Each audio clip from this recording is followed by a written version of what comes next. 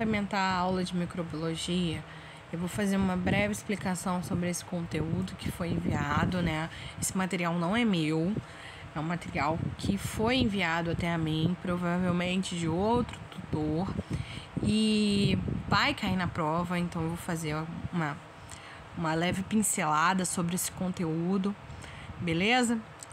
Isso daqui é uma célula procarionte, né? Essas células procariontes, elas são células que não possuem núcleo, ou seja, o seu material genético está disperso no citoplasma. Olha o material genético aqui, beleza? Elas são células primitivas, presentes em bactérias e cianobactérias. Elas não possuem envolto nuclear, elas não possuem organelas membranosas, elas são unicelulares, ou seja, formadas apenas por uma única célula. São microscopicamente pequenas, né? Possuem parede celular e membrana plasmática e citoplasma. Elas possuem isso. Possuem material genético denominado nucleoide, beleza? A estrutura é por cápsulas, que são camadas pegajosas. Olha as camadinhas aqui, né? Que ajudam a se ligarem a outras células, possuem apêndice, como flagelos, beleza? Elas se reproduzem por fissão binária, uma reprodução assexuada, beleza? Então, unicelular, ela tem um flagelo para se movimentar. As células eucariontes, né, são células que representam um núcleo. Elas, ou seja, o material genético delas está aqui dentro. É constituído por duas membranas concêntricas, um núcleo definido, uma membrana nuclear individualizada. Ela vai ter retículos, vesículas. Então, é uma célula mais complexa. As células, elas podem ser gram-positivas ou gram-negativas. O que é isso? O que são essas bactérias gram-positivas e gram-negativas? Vamos olhar para essas imagens. O que a gente vê? Gram-positivo e gram-negativo são classificações de bactérias, tá? Que se diferem pela cor que se adquire no processo de coloração. As gram-positivas, que são essas camaradinhas aqui, são bactérias que se coloram de azul ou violeta. Sua parede é formada por várias camadas de peptidoglicano. 1, 2, 3, 4. São mais suscetíveis a alguns antibióticos que atacam essas paredes. Algumas bactérias gram-positivas causam doença, como difteria, por exemplo. Beleza? As bactérias gram-negativo, que são esses camaradinhas aqui, o que elas têm? Elas têm uma camada, né, mais fina. São bactérias que coloram de vermelho e rosa. Lembra que a gente, para colorar essas camaradinhas, a gente precisa usar o Lugol, né? Então, elas vão reter uma coloração diferente das positivas. A parede celular dela, se a gente observar, é muito mais complexa, com uma camada mais estreita de peptidoglicano, só uma camadinha, beleza? São mais resistentes a certos antibióticos. Bactérias gram-negativas são classificadas como CDC, como uma ameaça mais séria. As técnicas de coloração gram é um passo essencial para o diagnóstico de infecções bacterianas. Beleza? Então, a gente tem várias cepas de bactérias positivas e várias cepas de bactérias negativas. E tem uma imagenzinha, né, de como que essas positivas são aparentemente maiorzinhas do que essa.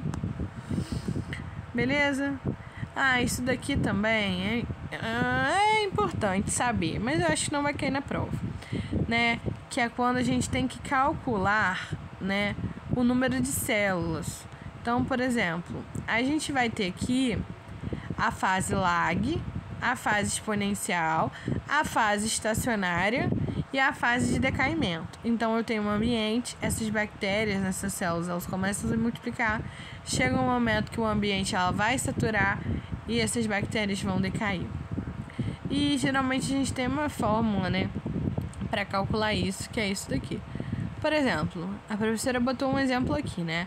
5 gerações em 2 horas, né? 120 minutos. O tempo de geração é 120 sobre 5, que dá 24 minutos. Por quê? Porque eu tô falando de 5 gerações em 5 horas, em 2 horas. Então eu divido, né, o total de tempo sobre as gerações. Então eu vou ter o tempo sobre as gerações. Beleza? Isso aqui é pouco provável que caia na prova, mas aqui vem explicando, provavelmente a professora já explicou, né? Ó, a gente já viu nos slides anterior sobre as diferenças das bactérias, arqueias e eucariontes. Lembra que eu falei que as bactérias e os eucariontes são formados por lipídios de membrana de éster e as arqueias não. As bactérias, elas vão ser peptidiglicanas, as arqueias polissacarídeos e proteínas, e os eucariontes, eles são ausentes disso nos animais, celulose nas plantas, quitina nos fungos. Isso foi visto na aula anterior. Beleza? Bioluminescência, aqui ó, essa aqui, né, isso aqui tá escrito no livro, tá? O professor retirou lá do livro de microbiologia volume 1. A gente vai ter a luciferina, que vai reagir, né, com a oxigênio, vai formar, né, reagir com a luciferase, vai formar a luz. Essa óxido luciferina é uma luz que já queimou e ela não vai queimar mais. Então já acendeu, apagou e não vai ser mais utilizada. Beleza? Ó, agentes físico-químicos e efeitos bactericidas. Então, o que são esses agentes físicos? É o calor, úmido, seco, a radiação. O que cada um faz nesses camaradinhos? Então, um calor úmido a 120 graus, ela vai fazer o quê? A desnaturação das proteínas. Um calor seco, né, numa temperatura mais elevada, vai fazer o quê? O derressecamento. A radiação gama e a violeta vai fazer o quê? A ionização e um dano celular do DNA, respectivamente. Em químicos, a gente pode ter os detergentes, né? Por isso que é tão importante lavar a mão. Porque ela vai dissolver as membranas. A soda cáustica também faz isso. O formol, fenol, derivados, álcool, halogênicos, que são o cloro e o iodo, vai desnaturar as proteínas. Beleza? Esterilização e controle do crescimento, esterilização e pasteurização, esterilização, asepsia. Isso aqui é importante, tá? Isso daqui é importante. O professor pode pedir na prova. A diferença, tá? Ou o que é esterilização, desinfecção, aseptia e antiseptia. Então, você vai ter que explicar cada um. A esterilização, o que ela faz? Ela vai destruir e remover micro-organismos, incluindo esporos bacterianos. É realizada em objetos através de processos físico-químicos. É utilizada em hospitais. Esterilização. A desinfecção, ela destrói ou remove patógenos. Anota isso, isso é importante. Destrói ou remove patógenos, com exceção dos endoporos bacterianos. É realizada em superfícies, elimina 99% das bactérias microbianas. A asepsia é outro processo. O que acontece na asepsia?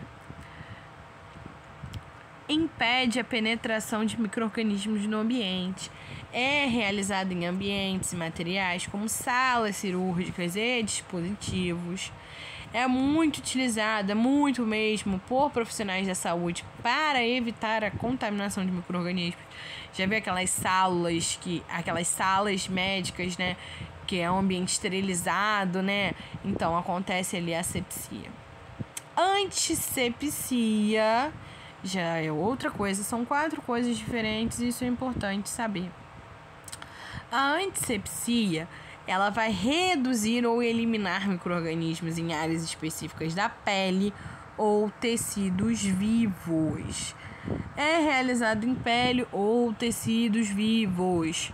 Antisepsia, como em mãos e feridas. Então, quando eu passo álcool na mão, né, eu tô fazendo o que ali? Eu tô fazendo uma esterilização ou uma antisepsia? Uma dúvida.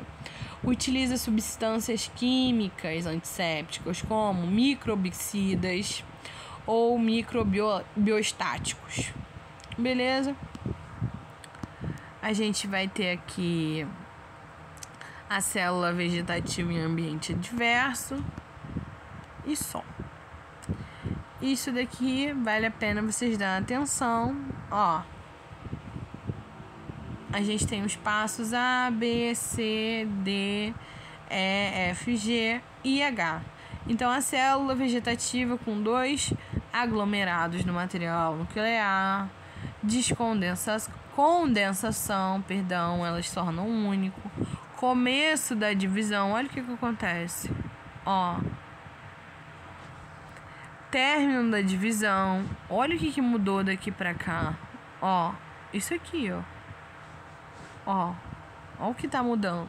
Crescimento de uma nova parede ao redor do pré-esporo.